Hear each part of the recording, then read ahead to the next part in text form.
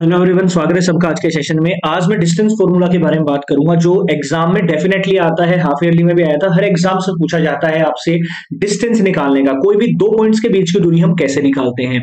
आइए ध्यान से देखते हैं इस चीज को। सबसे पहले मान लीजिए कोई भी पॉइंट हमें दे रखा है। एक पॉइंट हमें दे रखा है 2 और 3 और दूसरा कोई पॉइंट दे रखा है -4 और 5। मान लीजिए कोई ये दो पॉइंट्स दे रखे हैं और आपसे कहा गया है कि आप इनके बीच की दूरी निकाल दीजिए। तो ध्यान रखिएगा कि पहले तो सबसे पहले फॉर्मूला याद होना चाहिए आपको। तो फॉर्मूला क्या होता है डिस्टेंस का? x2 - x1 का whole square plus y2 - y1 का होल स्क्वायर। पहला तो काम तो यही है कि आपको फॉर्मूला याद होना चाहिए ये वाला।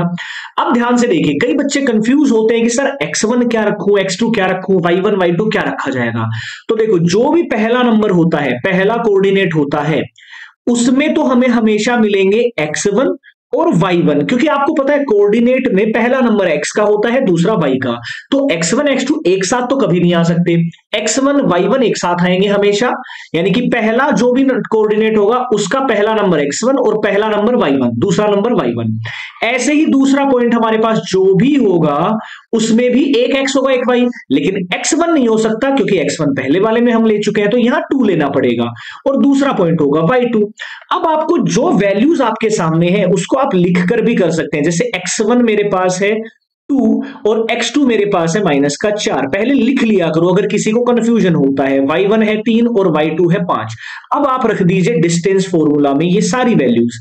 x2 - x1 है यानी कि -4 -2 इसका स्क्वायर प्लस y2 - y1 है यानी कि 5 -3 का स्क्वायर। आगे देखिए क्या कर सकते हो।